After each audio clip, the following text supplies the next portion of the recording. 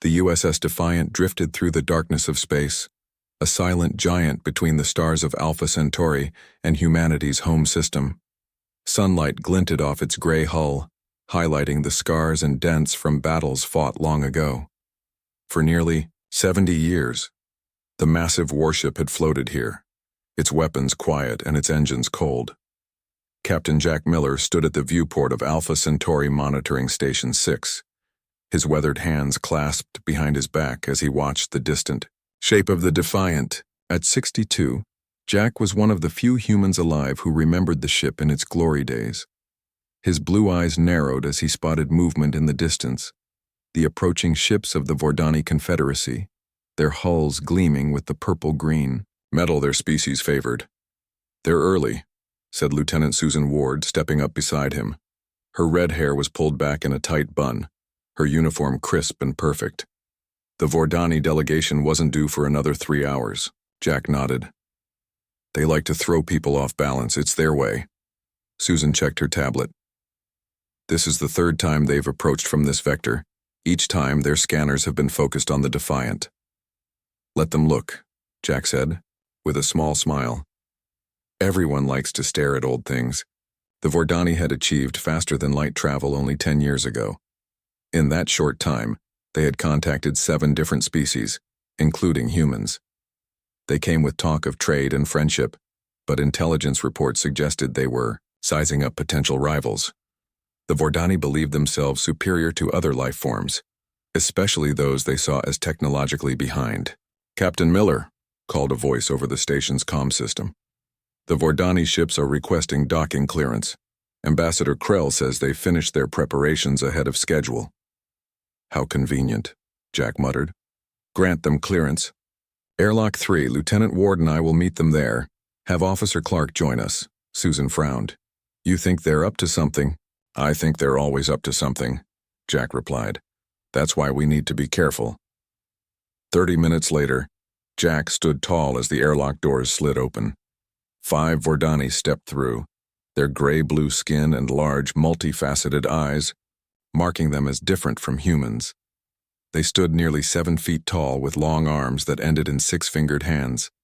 Ambassador Krell led the group, wearing ornate armor that signified his high rank. "Captain Miller," Krell said, his translator making his clicks and whistles into smooth English. "How good of you to meet us on such short notice." Jack smiled politely. "Alpha Centauri Station is always ready to welcome friends, Ambassador. This is Lieutenant Ward and Communications Officer Alan Clark." Alan was young, barely 25, with dark skin and careful eyes. He nodded respectfully to the aliens. "We appreciate the warm welcome," Krell said, though his tone suggested he appreciated nothing of the sort. "We are eager to discuss the trade agreements. Our Confederacy has much to offer Earth and its colonies." "Of course," Jack gestured down the corridor. "We've prepared the conference room. But first, perhaps you'd like a tour of our facility? It's not often we have the honor of hosting such distinguished guests." Krell's eyes shifted, the facets catching the light. "A tour would be educational." As they walked through the station, Jack pointed out various features: the hydroponics bay, the communication hub, the living quarters. The Vordani delegation seemed unimpressed, occasionally exchanging glances that Jack recognized as barely disguised contempt.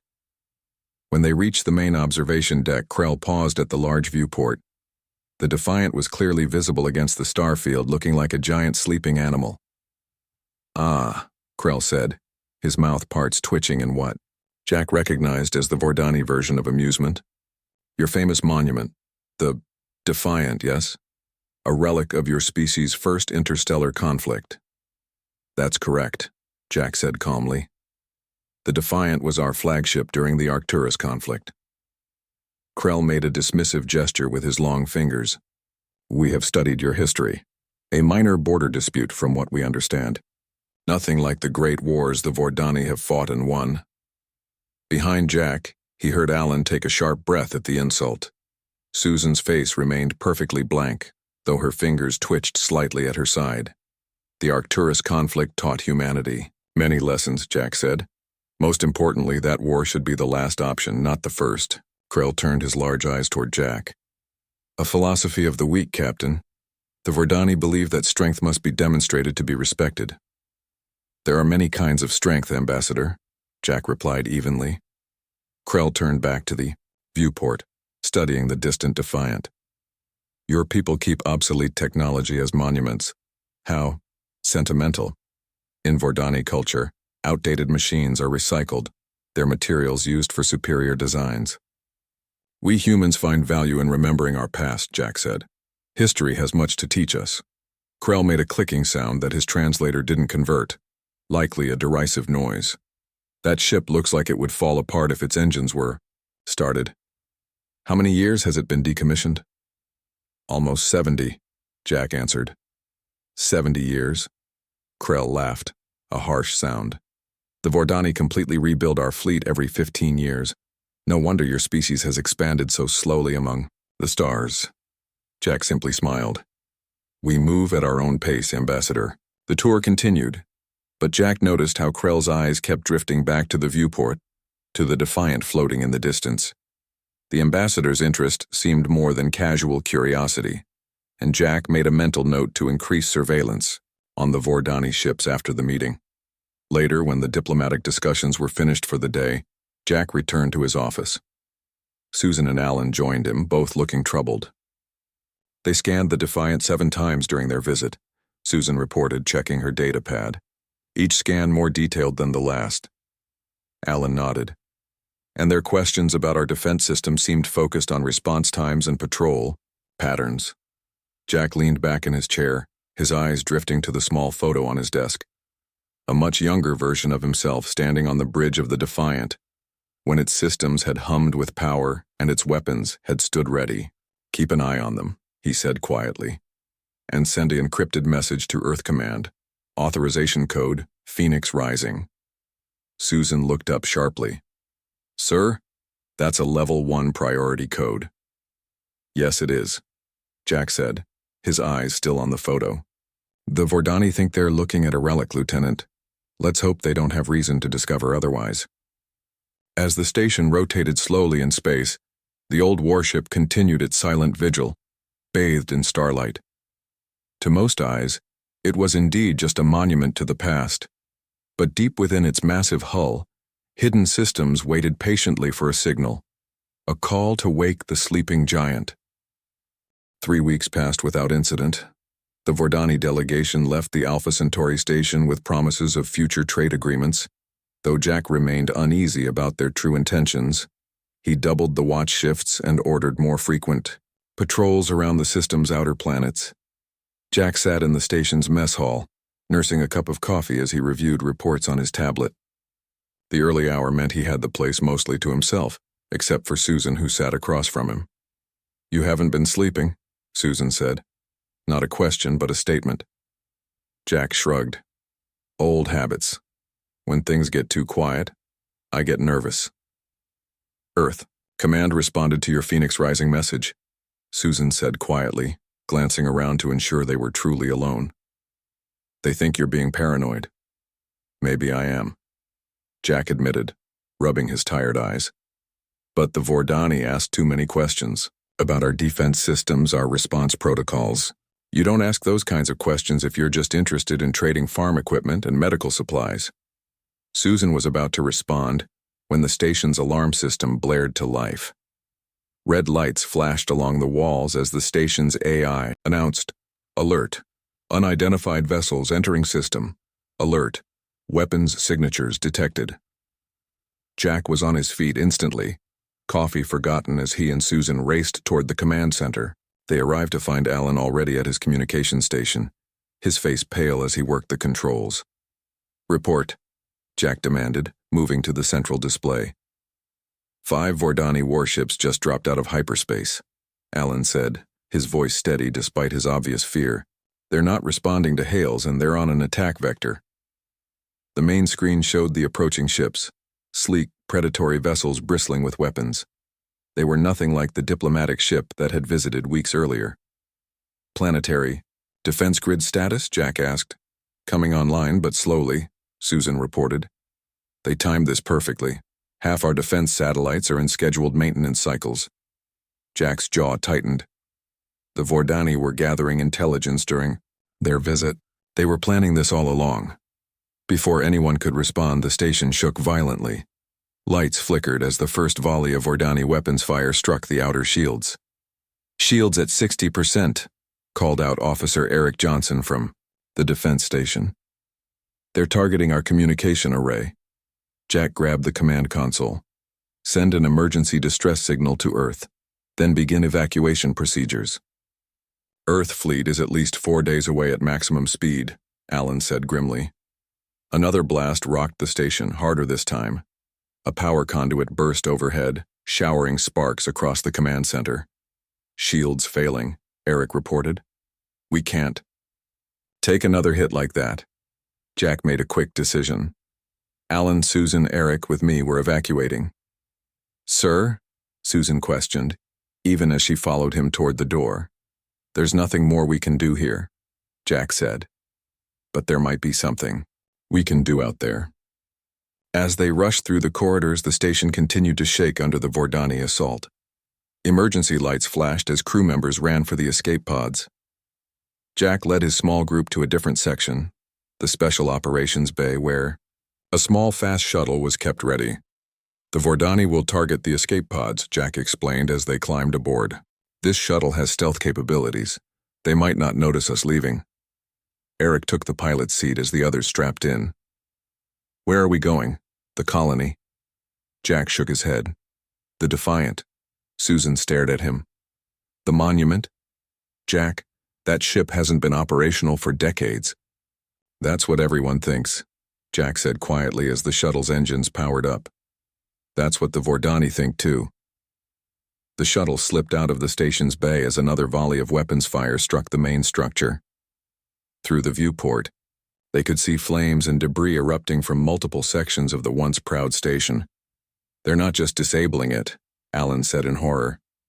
"They're destroying it completely." "The Vordani don't leave enemies behind them," Jack said grimly. "This isn't a border skirmish, it's an invasion." The shuttle accelerated away from the station, its stealth systems engaged. In the distance, they could see more flashes as the Vordani ships fired on the human colonies. Defense systems there were responding, but they were clearly outmatched. "Why the Defiant?" Susan asked, her voice low. Even if there was something left of its systems, what could one old ship do against 5 modern warships? Jack's eyes were fixed on the growing shape of the Defiant as they approached.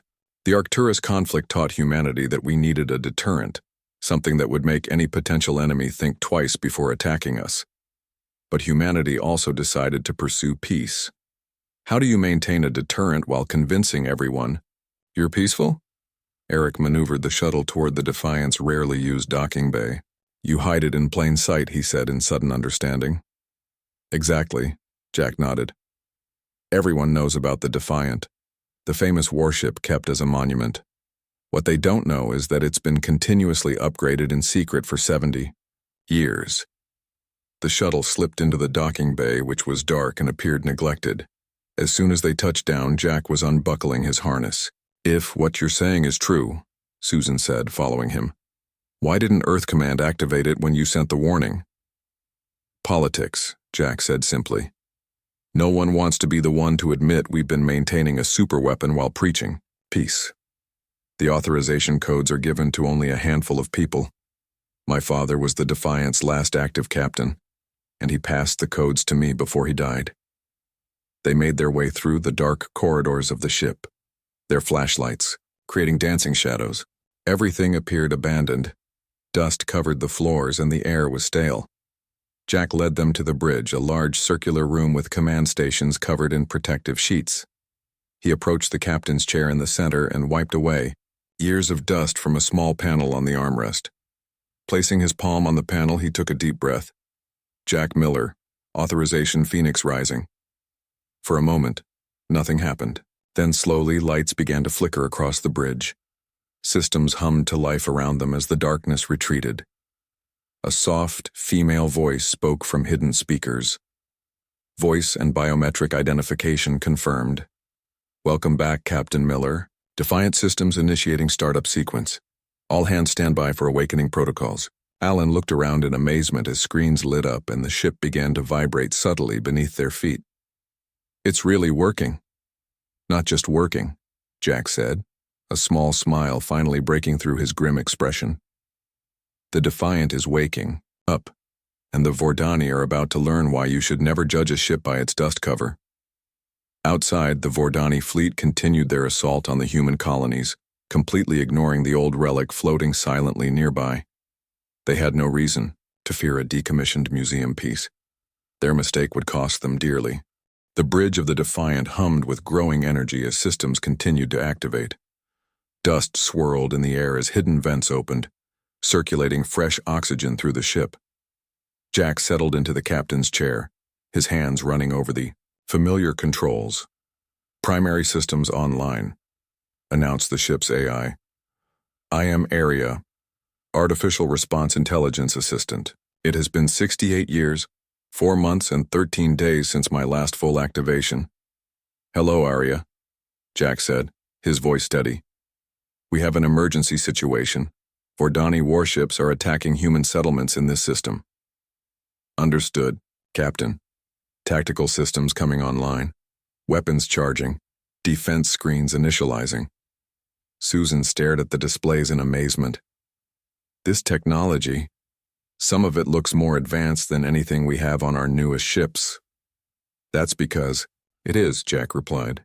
"The Defiant has been Earth's testbed for experimental systems for decades. Officially, these technologies are still in development. Unofficially, they've been perfected here." Alan took his position at the communication station, brushing away protective covers from the controls. "Communication systems are active but basic. I can monitor Vordani transmissions, but our own communication ability is limited until the main array fully powers up." "What about weapons?" Eric asked, moving to the tactical station. "Coming online now," Arya responded. "Main cannon at 40% charge. Point defense systems at 75% readiness. Shield systems at 90% capacity." Jack activated the main view screen, showing the Vordani attack in progress. 2 of their warships were firing on the largest human colony while the other 3 continued to bombard smaller settlements and the remains of the monitoring station. "They haven't noticed us yet," Susan observed. "They will soon," Jack said. "Arya, status of the stealth systems?" "Quantum displacement field ready for activation, Captain." Eric's head snapped up. "Quantum displacement? That's theoretical technology." "Not on the Defiant," Jack replied with a small smile. "Arya, we need a crew of at least 12 to operate combat systems. Current personnel count is 4. I can operate automated systems to compensate for missing crew members," Arya assured them. "Combat efficiency will be at 78% of optimal." A new alarm sounded, and Alan looked up from his station. "One of the Vordani ships is changing course. They've detected our power signature." "Time to disappear," Jack said calmly. "Arya, activate quantum displacement field." The lights on the bridge dimmed briefly as energy was diverted. Outside, the hull of the Defiant seemed to ripple, like heat waves over hot pavement. Then, to any observer, the massive ship simply vanished. "Displacement. Field active," Arya reported. "We are now undetectable to standard sensors." On the view screen, they could see the Vordani ship that had been approaching their position slow and begin scanning the area in confusion. "They can't see us," Alan said with wonder in his voice. "The field doesn't make us invisible," Jack explained. "It shifts us slightly out of phase with normal space-time. We can see them, but they can't see us." "What's our plan?" Susan asked, taking her position at the navigation console. Jack's face grew serious. "We need to stop the attack and protect the colonies. Arya, give me a status report on the main colony's defenses." "Colony defense shields at 27% and failing. Estimated time until breach 9 minutes. Well, we don't have much time," Jack said. "Susan, set course to intercept the 2 warships attacking the main colony. Eric, prepare to drop the displacement field on my mark and bring weapons to full readiness." "What about the other 3 Vordani ships?" Alan asked. "One problem at a time," Jack replied. "Arya, are the Vordani using a shared tactical network?" "Affirmative, Captain. Their ships are coordinating attacks through an encrypted channel. Can you access it? Arya paused before responding. With difficulty. Their encryption is complex but not beyond my capabilities. Do it, Jack ordered. When we engage, I want you to disrupt their communications. The Defiant moved silently through space, completely invisible to the Vordani sensors. On the view screen, they could see the two alien warships continuing their merciless attack on the colony. Defense towers on the surface fired back, but their weapons barely scratched the Vordani shields. In position, Susan reported as the Defiant slid between the colony and its attackers. Jack leaned forward in his chair. Arya, status of weapons? Main cannon at full charge, all weapon systems ready. Eric, target engines and weapon systems only. I want to disable, not destroy. Eric nodded, his fingers moving across the tactical console. Targets locked. Jack took a deep breath. Drop displacement field and fire at will. The Defiant suddenly shimmered into existence directly between the Vordani ships and their target. Before the alien vessels could react, brilliant blue energy beams lanced out from the human warship, striking with perfect precision. The first Vordani ship's engines exploded in a flash of purple fire as its power core destabilized. The second ship took hits to its main weapon arrays, which went dark immediately. Direct hits, Eric reported. First vessel's propulsion destroyed, second vessel's primary weapons offline. On the view screen, they could see the Vordani ships, reeling from the sudden attack. The disabled vessels tried to maneuver away, secondary weapons firing wildly at the Defiant. Shields holding at 95%, Arya reported calmly. Vordani weapons are ineffective against our defense screens. Alan looked up from his station. The other 3 Vordani ships have noticed us. They're breaking off their attacks and moving to assist. Arya, status of their tactical network? Jack asked. Network successfully infiltrated. I can disrupt their communications on your command. Do it now, and prepare a message to broadcast to all Vordani ships. The view screen split to show all 5 Vordani vessels. The 3 undamaged ships were racing toward the Defiant, weapons charging. Vordani communications disrupted, Arya confirmed. Their tactical coordination is compromised. Ready to broadcast. Jack stood from his chair, his voice firm as he spoke. This is Captain Jack Miller of the Earth warship Defiant. Your unprovoked attack on our colonies ends now. We have disabled 2 of your vessels and can easily destroy the rest. Power down your weapons and withdraw or face the consequences. For a moment, there was no response. Then a voice came through, filled with rage and disbelief. This is Admiral Thex of the Vordani Confederacy. Your deception will not save you. That ancient vessel should not even be functional. Look at your 2 disabled ships, Admiral. Jack replied calmly. Does the Defiant seem non-functional to you? The 3 approaching Vordani ships suddenly split apart, attempting to surround the Defiant. Eric tracked their movements on his tactical display. They're trying to flank us, he warned. Jack nodded. Area, activate secondary defense systems. From hidden ports along the Defiant's hull, smaller craft emerged. Unmanned defense, drones that quickly moved to intercept the approaching Vordani ships. What are those? Susan asked in surprise. Another secret, Jack said. Autonomous defense units. They can operate independently or as a coordinated swarm. The drones engaged the Vordani ships, their small size and incredible speed making them nearly impossible to hit. They fired precise beams that targeted sensor arrays and weapon ports, further disabling the alien vessels. On the main screen, Admiral Thex's face appeared, his alien features twisted with fury. This is impossible. Your ship is a relic. Jack allowed himself a small smile. You should have looked more closely at the relic, Admiral. Sometimes old things have sharp teeth. As the battle continued outside, the crew of the Defiant watched with growing hope. The old warship, long thought, to be just a monument to the past, was proving to be humanity's most powerful guardian. The 3 remaining Vordani ships regrouped, pulling back to a safer distance from the Defiant.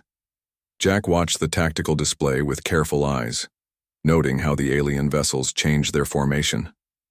They're adapting, he said. Arya, what's the status of the colony defenses? Colony shields have stabilized at 30%, the AI responded. Emergency systems are functioning. Medical teams are responding to casualties. Jack nodded, relieved that the immediate danger to the colonists had passed. And the Vordani ships? 2 vessels remain disabled. The other 3 have formed a defensive triangle. They appear to be sharing shield energy to strengthen their defenses. Susan looked up from her console. They're not retreating. Why aren't they retreating? Alan frowned as he studied his communications display. I'm detecting encrypted transmissions. They're calling for reinforcements. Jack's expression darkened. How many ships, and how soon? Based on signal strength and direction, I estimate 3 more warships. Arya answered. Arrival time approximately 47 minutes. We need to end this before their reinforcements arrive, Jack said firmly. Arya, do we have enough power for the gravity anchors? Affirmative, Captain. Gravity. Anchor system is at full capacity. Eric looked confused. Gravity anchors? What are those? Another one of the Defiant's special features, Jack explained. They create localized gravity distortion fields that prevent faster-than-light travel. If we deploy them, no Vordani ship will be able to enter or leave this system. That would trap the reinforcements in normal space, Susan said, understanding dawning on her face. They'd be weeks away instead of minutes. Jack nodded. Exactly. Arya, prepare gravity anchors for deployment. From the Defiant's lower hull, 6 small cylindrical devices emerged. Each was about the size of a shuttlecraft glowing with a soft blue light. Gravity anchors ready for deployment, Arya reported. Awaiting coordinates. Deploy in standard perimeter pattern. Maximum range, Jack ordered. The 6 devices shot away from the Defiant, each heading toward a different position around the battle zone. The Vordani ships fired on them, but the small, fast-moving anchors easily evaded their shots. The Vordani are communicating again, Alan reported. They're trying to warn their reinforcements. Too late, Jack said as the gravity anchors reached their positions and activated. A ripple of distortion spread through space as the devices came online. There was no visible effect, but Arya's display showed a dome of energy now covering the entire area. Gravity anchor field established, Arya confirmed. Faster-than-light travel is now impossible within this sector. On the main screen, Admiral Thex's face appeared again, his alien features twisted with anger. What have you done, human? Secured. My tactical advantage, Jack replied calmly. Your reinforcements won't be arriving anytime soon, Admiral. I suggest you reconsider your position. Thex's large eyes narrowed. You think this changes anything?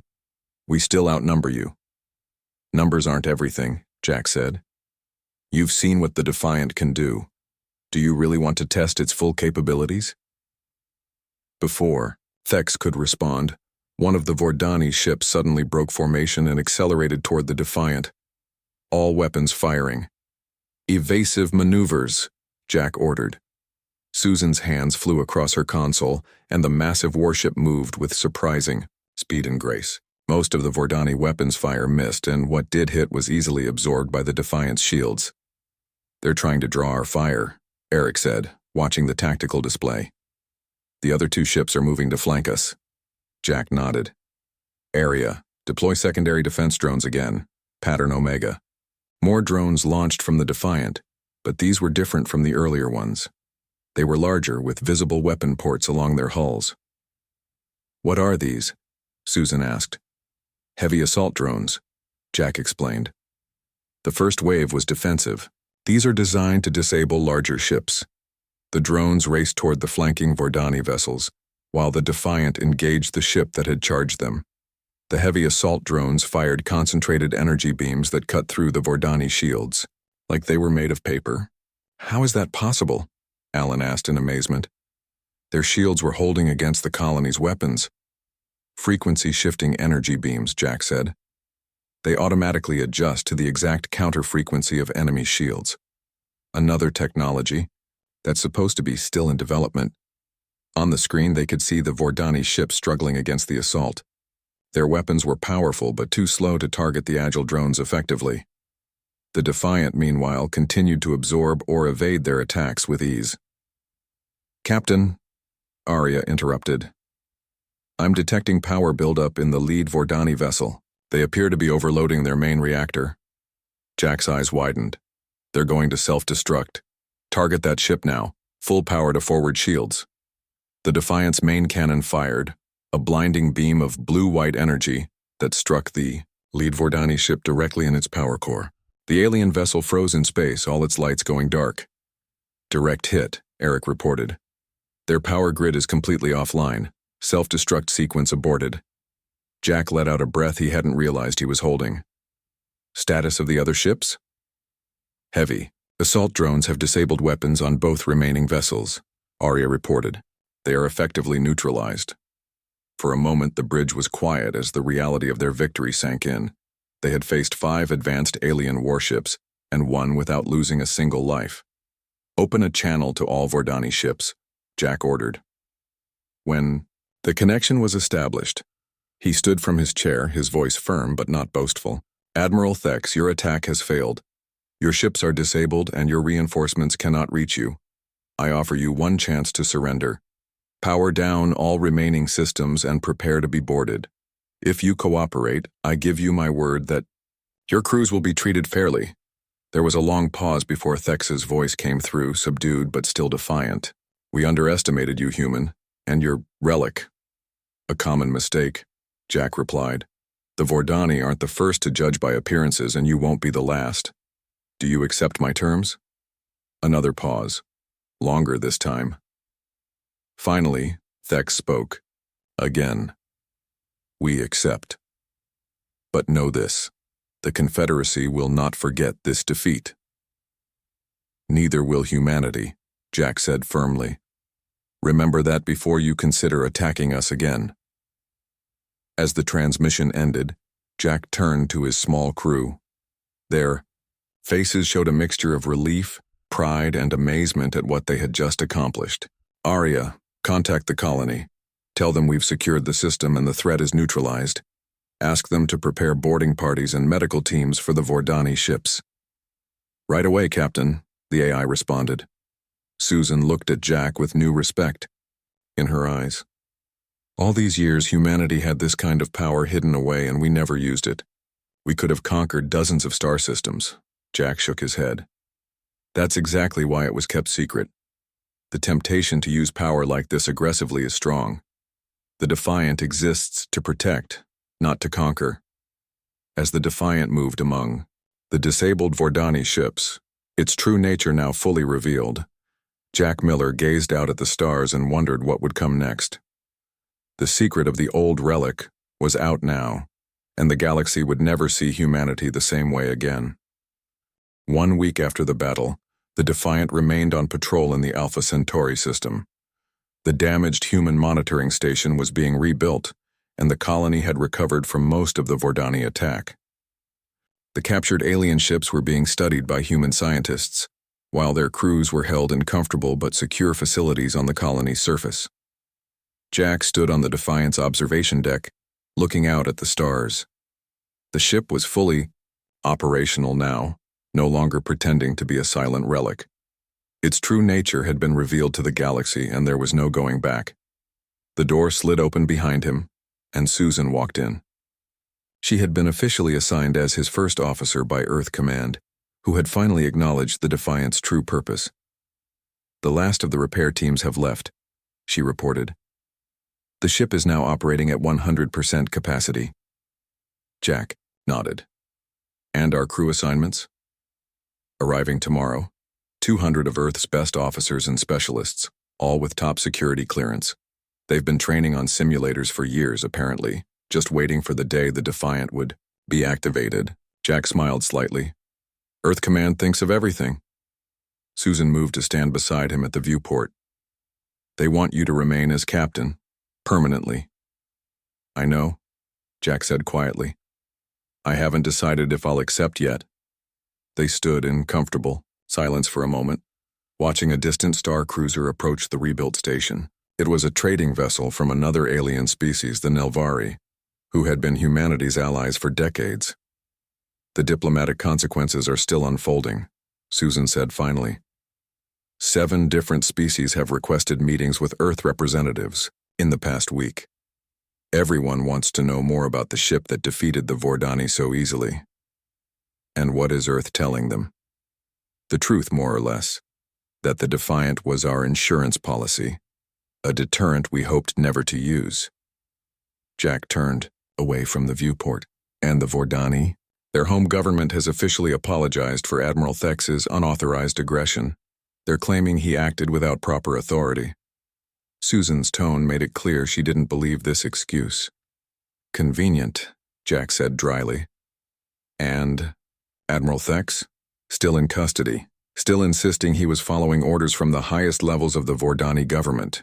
The diplomats will sort it out. Jack nodded and began walking toward the bridge, Susan falling into step beside him.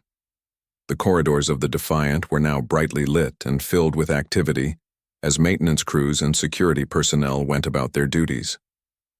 Have you spoken with Eric and Alan? Jack asked. Susan nodded. Eric has been assigned as our tactical officer. Alan has been promoted to chief communications officer. They both accepted immediately. Good, I trust them. After what we went through, together I want them on my crew. They entered the bridge, which had been transformed from the dust-covered room of a week ago. Every station gleamed with new equipment, and large view screens showed the space around the Defiant from all angles. Captain on the bridge, called out Eric, who was already at his tactical station. Alan sat at communications, while a half-dozen other officers Jack didn't yet know manned the remaining positions. Jack moved to the captain's chair but didn't sit down. Instead, he addressed the bridge crew. Status report? All systems normal, Captain, reported a young officer at the engineering station. Power levels at optimal capacity. Long-range sensors detect no unusual activity, added another officer. The Vordani reinforcement ships have retreated beyond the Tau Ceti boundary. Jack nodded in approval. Area, status? The AI's calm voice filled the bridge. All systems functioning within parameters, Captain. I have completed integration with the new crew interfaces. Tactical simulations indicate our combat readiness is at 98%. Very good, Jack said. He finally sat down in the captain's chair, feeling its familiar contours. He had spent so many years watching the Defiant from a distance, remembering his father's stories about commanding her. Now she was his. A message alert sounded, and Alan looked up from his station. Captain, incoming transmission from Earth Command. Admiral Peterson wants to speak with you. Put her through, Jack ordered. The main screen switched to show an older woman with silver hair and a stern expression. Admiral Laura Peterson had been Jack's superior for 15 years. Captain Miller, she said formally, I've reviewed your after-action report. Impressive work, activating and commanding the Defiant with such a small crew. Thank you, Admiral, but the credit belongs to the ship itself and area. They did most of the work. Peterson's expression softened slightly. Nevertheless, you made the right call at the right time. The Vordani would have destroyed our colonies if you hadn't acted. Jack nodded, accepting the compliment. What's the current diplomatic situation? Fluid, Peterson admitted. The revelation of the Defiant's true capabilities has caused quite a stir among the galactic community. Some species are concerned, others impressed. The Vordani are pretending to be outraged while quietly reassessing their expansion plans. And our official stance? The same as it's always been. We seek peaceful relations with all species, but we will defend ourselves if attacked. Peterson paused. The difference is that now everyone knows we actually can defend ourselves effectively. Jack considered this. So the Defiant goes from being a secret deterrent to a very public one. Exactly. Which brings me to your new orders. Peterson straightened in her chair. The Defiant is to begin a tour of Earth colonies and allied worlds. We want everyone to see her to understand what she represents. A show of force? Jack asked, frowning slightly. A demonstration of capability, Peterson corrected. There's a difference. We're not threatening anyone, simply making it clear that humanity isn't as defenseless as some might have believed. Jack thought about this for a moment, then nodded. Understood, Admiral. When do we depart? Tomorrow, or 800 hours. Your first stop will be the Nelvari homeworld. Their chancellor has specifically requested a visit. We'll be ready, Jack assured her. As the transmission ended, Jack looked around at his bridge crew. They were young and eager, representing Earth's best and brightest. The ship hummed with power beneath them, no longer pretending to be an ancient relic, but standing proud as humanity's shield. Prepare departure protocols, Jack ordered, and set course for the Nelvari system. As the crew moved to comply, Jack shared a quiet smile with Susan. The galaxy was changing, and humanity's place in it was changing too. For years, other species had seen humans as peaceful, but perhaps too trusting, too willing to compromise. The Vordani had mistaken that for weakness and had paid the price for their error. Now the silent guardian had awakened, and the stars themselves seemed to shine a little differently. The old relic had teeth after all, and the galaxy would not. Soon forget it.